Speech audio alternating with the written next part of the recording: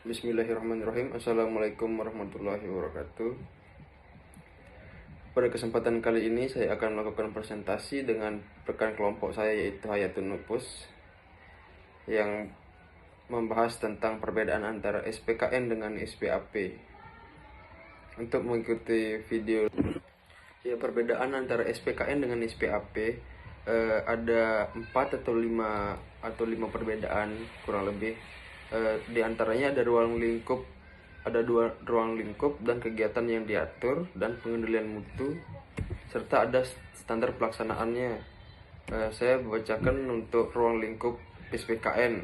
Dari SPKN berlaku bagi pemeriksa BPK ataupun kantor akuntan publik yang melakukan kegiatan perusahaan pengelolaan keuangan negara. Serta ruang lingkup dari SPAP berlaku bagi seluruh akuntan publik dalam melakukan kegiatan pelayanan jasa di sektor swasta. Untuk perbedaan yang lainnya bisa dilihat di PPT yang satu ini ya.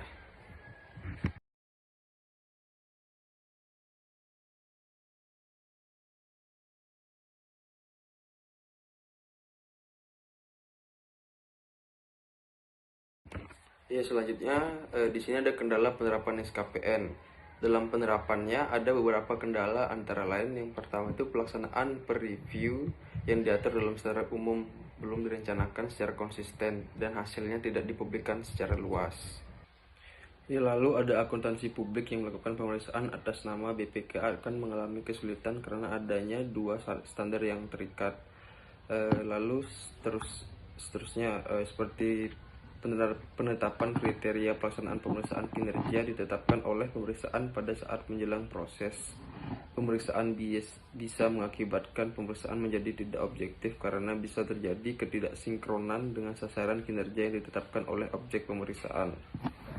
Lalu ada standar pelaporan informasi rahasia sebelum didukung dengan sanksi yang tegas terhadap pihak yang bertanggung jawab atas pembocoran informasi tersebut. Contohnya itu seperti contoh terbarunya adalah seperti kebocoran hasil temuan audit investigasi atau kasus Bank Senturi. Tidak jelas proses pencarian pihak yang bertanggung jawab atas kebocoran informasi tersebut.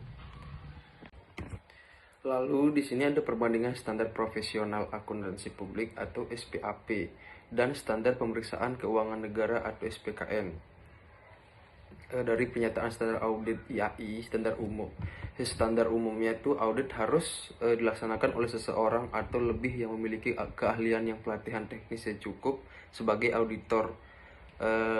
Dari pernyataan standar pemeriksaan SPKN-nya PSP 01, pemeriksaan secara kolektif harus memiliki kecakapan profesional yang memadai untuk melaksanakan tugas pemeriksaan. Jadi di sini ada di kolom ini ada keterangan dalam SPKN auditor lebih ditekankan pada kemampuan auditor dalam pelaksanaan tugas, sedangkan dalam standar umum auditor ditekankan paling tidak memiliki pendidikan formal tentang audit dan akuntansi. Lalu yang selanjutnya adalah dalam semua hal yang berhubungan dengan perikatan independensi, dalam sikap mental harus dipertahankan oleh auditor.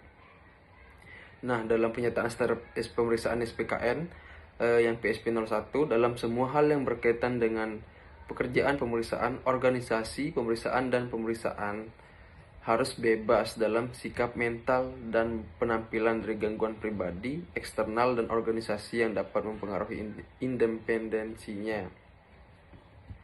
Dan keterangannya itu ada pada dasarnya untuk sikap mental independensi mutlak diperlukan oleh auditor dan hal itu dinyatakan dalam masing-masing pernyataan baik dalam SKPN atau PSA. Sehingga pernyataan ini tidak jauh berbeda dan tetap berintikan pada kata independensi auditor.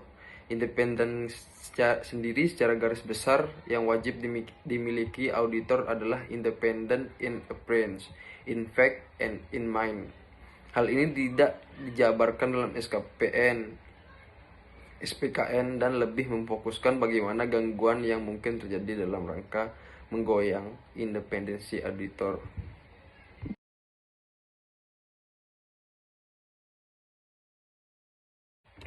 Nah, lalu yang kedua di sini ada standar pelaksanaan dari IAI Pekerjaan harus direncanakan dengan sebaik-baiknya dan jika digunakan tenaga asisten harus disupervisi dengan semestinya.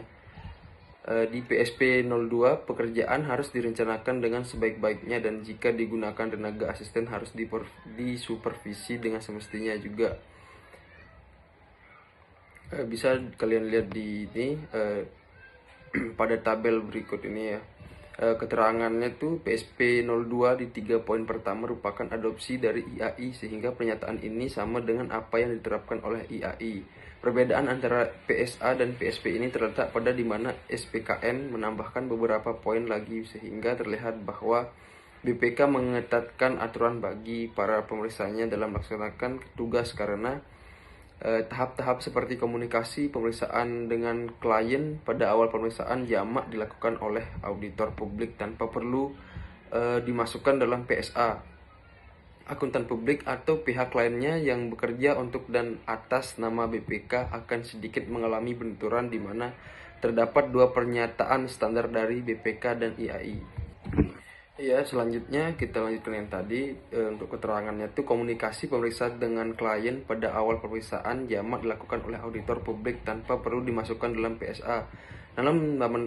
Dalam konteks pemeriksaan pemerintah hal ini diperlukan karena terkait dengan perlunya panduan tindakan auditor sehingga bila terdapat masalah di kemudian hari dapat ditelisik apakah auditor bertindak sesuai standar atau tidak.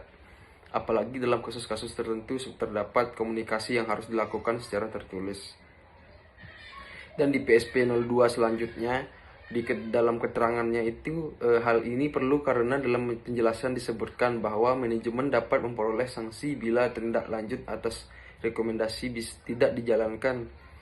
Apalagi hal ini terkait peraturan perundang-undangan yang berlaku. Hal ini juga jamak dilakukan oleh auditor swasta. Walaupun tidak tercantum dalam pernyataan standar, walaupun penekanannya berbeda di mana auditor swasta tidak menekankan pada peraturan perundang-undangan untuk manajemen. PSP 02.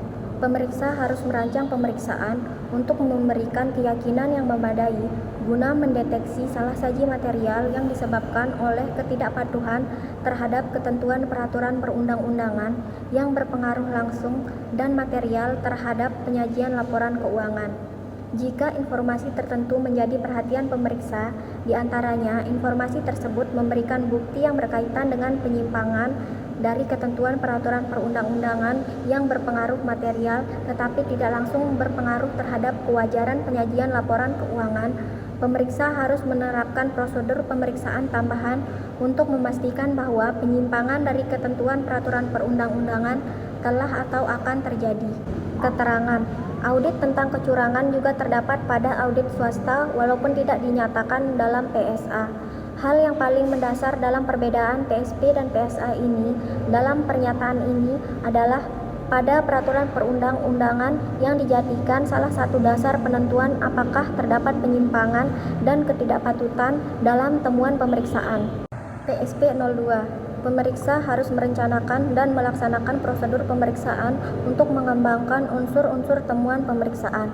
Keterangan penekanan PSP ini lebih pada penekanan pada perlunya ada standar yang detail dalam rangka memberikan kerangka kerja yang lengkap dan dalam untuk pemeriksa agar terdapat payung hukum yang kuat bila ditemukan unsur-unsur temuan pemeriksaan yang dapat dikembangkan agar entitas yang diperiksa tidak dapat beralasan tidak ada dasar bagi pemeriksa untuk mengembangkan temuan pemeriksaan. PSP 02. Pemeriksa harus mempersiapkan dan memelihara dokumentasi pemeriksaan dalam bentuk kertas kerja pemeriksaan, dokumentasi pemeriksaan yang berkaitan dengan perencanaan, pelaksanaan, dan pelaporan pemeriksaan harus berisi informasi yang cukup untuk memungkinkan pemeriksa yang berpengalaman tetapi tidak mempunyai hubungan dengan pemeriksa tersebut dapat memastikan bahwa dokumentasi pemeriksaan tersebut dapat menjadi bukti yang mendukung pertimbangan dan simpulan pemeriksa. Dokumentasi pemeriksaan harus mendukung opini, temuan, simpulan, dan rekomendasi pemeriksaan. Keterangan penekanan PSP ini lebih pada penekanan pada perlunya ada standar yang detail dalam rangka memberikan kerangka kerja yang lengkap dan dalam untuk pemeriksa agar terdapat payung hukum yang kuat bila terdapat kasus hukum yang melibatkan hasil pemeriksaan dokumentasi yang kuat merupakan senjata utama yang dapat digunakan pemeriksa dalam menguatkan posisi dirinya dan BPK. Standar pelaporan. Laporan audit harus menyatakan apakah laporan keuangan disajikan sesuai dengan prinsip akuntansi yang berlaku umum di Indonesia atau prinsip akuntansi yang lain yang berlaku secara komprehensif. PSP 03. Laporan audit harus menyatakan apakah laporan keuangan disajikan sesuai dengan prinsip akuntansi yang berlaku umum di Indonesia atau prinsip akuntansi yang lain yang berlaku secara komprehensif. Standar pelaporan. Laporan auditor harus menunjukkan jika ada ketidakkonsistenan penerapan prinsip akuntansi dalam penyusunan laporan keuangan periode berjalan dibandingkan dengan penerapan prinsip akuntansi tersebut dalam periode sebelumnya. PSAP 03. Laporan auditor harus menunjukkan jika ada ketidakkonsistenan penerapan prinsip akuntansi dalam penyusunan laporan keuangan periode berjalan dibandingkan dengan penerapan prinsip akuntansi tersebut dalam periode sebelumnya. Keterangan. PSP 02 di 3 poin pertama merupakan adopsi dari IAI sehingga pernyataan ini sama dengan apa yang diterapkan oleh IAI. Perbedaan antara PSA dan PSP ini terletak pada di mana SPKN menambahkan beberapa poin lagi sehingga terlihat bahwa BPK mengetatkan aturan bagi para pemeriksa dalam melaksanakan tugas karena tahap-tahap seperti komunikasi pemeriksa dengan klien pada awal pemeriksaan dilakukan oleh auditor publik tanpa perlu dimasukkan dalam PSA. Namun, kelemahan standar ini adalah di mana standar pelaporan informasi rahasia yang terkait dengan rahasia negara belum didukung dengan punishment atau sanksi yang tegas terhadap pihak yang bertanggung jawab dalam melakukan pembocoran informasi tersebut. Standar pelaporan. Pengungkapan informatif dalam laporan keuangan harus dipandang memadai kecuali dinyatakan lain dalam laporan audit. PSP 03. Pengungkapan informatif dalam laporan keuangan harus dipandang memadai kecuali dinyatakan lain dalam laporan audit. Standar pelaporan. Laporan auditor harus membuat suatu pernyataan pendapat mengenai laporan keuangan secara keseluruhan atau suatu asersi bahwa pernyataan demikian tidak dapat diberikan. Jika pendapat secara keseluruhan tidak dapat diberikan, maka PSP 03. Laporan hasil pemeriksaan harus menyatakan bahwa pemeriksaan dilakukan sesuai dengan standar pemeriksaan. Keterangan. Laporan auditor swasta bentuk formalnya juga telah mencantumkan bahwa laporan mengacu pada standar pemeriksaan sehingga walaupun tidak dicantumkan dalam pernyataan, hal ini juga merupakan hal wajib dilakukan oleh auditor pada umumnya. Laporan hasil pemeriksaan atas laporan keuangan harus mengungkapkan bahwa pemeriksaan telah melakukan pengujian atas kepatuhan terhadap ketentuan peraturan perundang-undangan yang berpengaruh langsung dan material terhadap penyajian laporan keuangan. Keterangan. Auditor swasta tidak perlu kecuali diminta melakukan pengujian atas kepatuhan terhadap ketentuan peraturan perundang-undangan yang berpengaruh langsung dan material dalam laporan keuangan. PSP 03. Laporan atas pengendalian intern harus mengungkapkan kelemahan dalam pengendalian intern atas pelaporan keuangan yang dianggap sebagai kondisi yang dapat dilaporkan. Keterangan. Kondisi yang dapat dilaporkan sudah ditentukan dalam PSP sehingga kondisi untuk pengendalian intern ini terbatas pada apa yang dinyatakan. Dan hal ini berbeda bila di swasta diminta auditor yang menilai apakah pengendalian intern perlu dilaporkan atau tidak.